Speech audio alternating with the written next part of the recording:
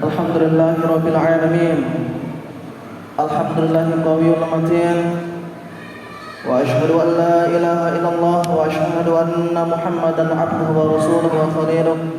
Allahumma salli ala nabiyyina Muhammadin wa ala tayyibin at-tahirin wa jami'i imamil mursalin wa ala kulli anha'i ashabi qarabatih ila yaumiddin.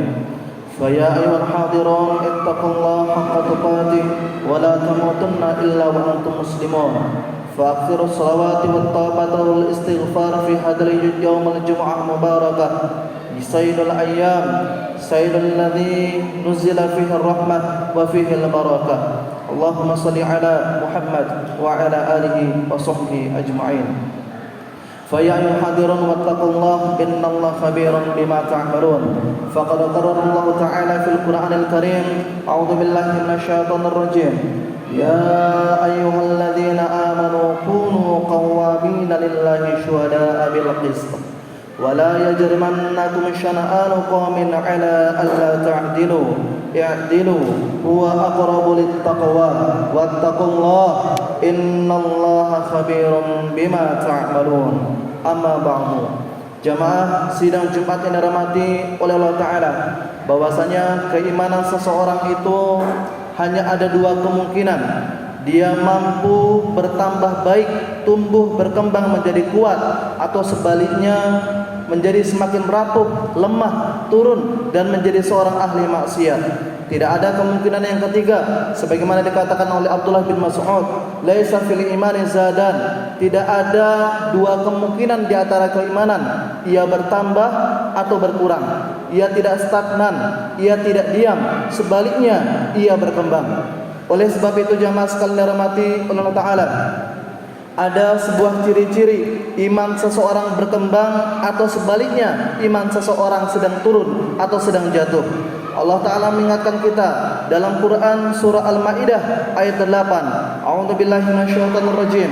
Ya ayyuhalladzina amanu, wahai orang-orang yang beriman, kunu qawwamina lillahi syuhada. Jadilah kalian orang yang mampu menempatkan amanah pada tempatnya. Wa bihi ilaikal, berkata sebagian ulama tabi'in, Imam Asy-Sya'bi rahimahullah taala, ayat ini isyarat bagi orang beriman. Jika ingin kualitas keimanannya naik, kualitas keimanannya makin bagus, makin hebat, maka biasakanlah diri dan muhasabahkanlah diri apakah dia siap menerima amanah yang dibebankan di pundaknya atau tidak. Amanah yang kita bicarakan jamaah bukan hanya sekedar amanah politik, tetapi amanah umat, amanah dakwah, dan amanah yang sejenisnya. Karena sungguh orang beriman itu jika diberikan amanah, dia mampu menunaikan amanah yang diberikan kepadanya. Sebaliknya, orang yang keimanannya rusak, jika diberikan keimanan, maka ia merusak dirinya dan amanah tersebut karena khianatnya. Oleh sebab itu jamaah sekalian dirahmati oleh Allah Ta'ala, kita seakan-akan melihat bahwasanya amanah itu baru hebat jika memimpin sebuah daerah, sebuah kota, menjadi anggota legislatif, menjadi anggota eksekutif, amanah politik dan seterusnya. Sama sekali bukan jamaah sekalian. Amanah umat, memegang dakwah, memegang urusan umat, memegang masjid, menjadi marbot, menjadi pengibar dakwah merupakan amanah dan bentuk keimanan kita kepada Allah Azza wa Jalla. Oleh sebab itu kita lihat jamaah sekalian, para sahabat itu tidak pernah belajar ilmu politik, tidak belajar tentang ekonomi, tidak pernah belajar ilmu sosial, tidak pernah belajar teori apapun yang dipelajari oleh anak-anak sosiolog dan seterusnya. Tetapi ketika mereka Allah berikan amanah, Rasulullah SAW mereka berikan amanah kepada mereka, mereka tidak bisa menolak amanah tersebut dan mampu menunaikan amanah tersebut. Oleh sebab itu jamaah sekalian dirahmati Allah Ta'ala, jika kita sekarang belum mampu menunaikan amanah untuk memakmurkan Masjid Al-Bahru, untuk mengibarkan dakwah Islam, dakwah sunnah, dakwah para salaf, dakwah orang-orang soleh, maka jangan-jangan iman kita tidak mau berkembang. Iman kita sedang rapuh, iman kita sedang goyah-goyahnya dan siap untuk jatuh. Maka jika seseorang ingin imannya naik, maka siaplah dia diberikan amanah. Jamaah yang dirahmati Allah Ta'ala, sebagai contoh kecil amanah yang diremehkan oleh umat adalah amanah untuk memakmurkan masjid. Padahal sebagai ta'mir, sebagai orang yang memakmurkan masjid atau sebagai marbot, dalam literatur sejarah, marbot merupakan memiliki posisi yang sangat penting dalam sejarah. Bahkan kita lihat salah satu marbot dalam literasi sejarah, mereka juga ahli geografi, mereka ahli falak, mereka juga ahli kedokteran. Tetapi zaman sekarang orang malu untuk mengurus rumah Allah, malu untuk mengurus dakwah, karena alasan itu hanya untuk orang-orang yang tidak sibuk atau orang yang tidak memiliki pekerjaan. Demi Allah jamaah sekalian dirahmati Allah Ta'ala, betapa para sahabat Nabi radhiyallahu anhum ajma'in, mereka orang yang sibuk, mereka orang yang memiliki banyak sekali amanah tapi mampu menunaikan amal dengan baik. Lebih baik jamaah sekalian dirahmati Allah Ta'ala, kita sebagai orang beriman berkotor-kotor dalam keadaan berdebu demi menunaikan amanah yang Allah titipkan ke pundak kita, daripada kita bekerja di tempat yang bersih, di tempat yang ber-AC, tetapi khianat terhadap amanah rakyat, amanah umat yang dibebankan di pundaknya. Jamaah yang dirahmati Allah Ta'ala, oleh sebab itu kalau kita lihat para sahabat, generasi terbaik yang pernah ada, mereka tidak pernah memegang amanah 1, 2, atau 3. Mereka memegang amanah puluhan, bahkan belasan, bahkan mungkin ratusan. Mereka mampu memegang amanah semuanya. Kenapa? Karena keimanan mereka menuntut mereka untuk terus naik, untuk terus berkembang. Dan sebaliknya, jika sekarang kita belum mampu mengemban amanah tersebut, maka koreksilah diri kita, muhasabah diri kita. Kenapa kita tidak mampu hanya sekedar menyapu masjid, memakmurkan masjid, menyebar broadcast kajian dan seterusnya?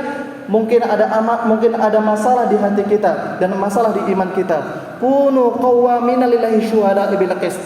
Jika kalian orang-orang beriman itu mampu berbuat adil, buah daripada berkembang keimanan itu adalah berbuat adil.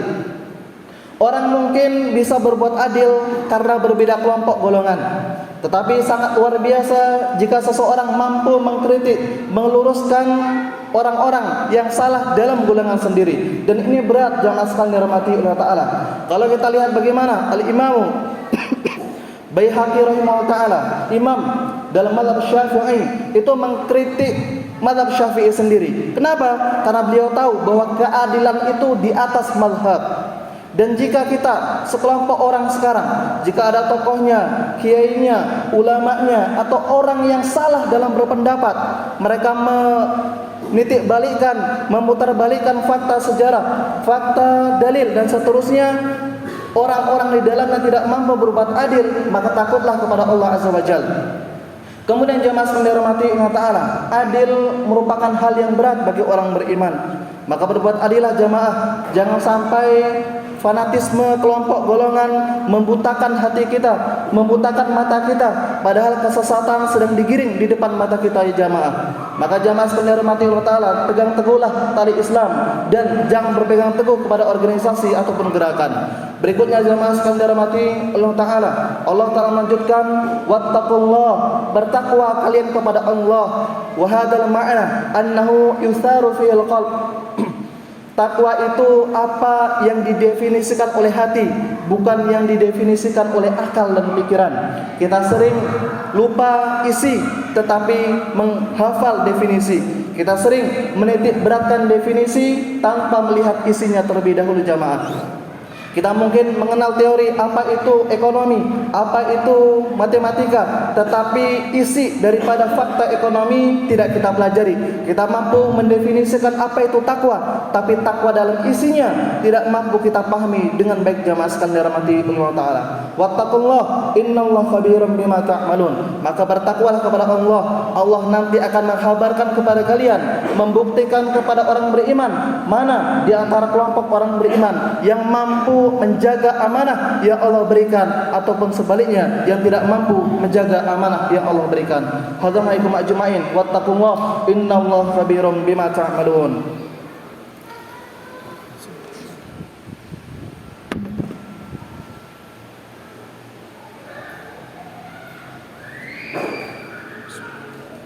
Alhamdulillahirabbil alamin, asyhadu an la ilaha illallah al-mutawahhid bil jalali bil kamal jamal ta'dhim wa takbiran, asyhadu an la ilaha illallah wa anna muhammadar rasulullah. Allahumma shalli ala Muhammad wa ala alihi wa sahbihi ajma'in.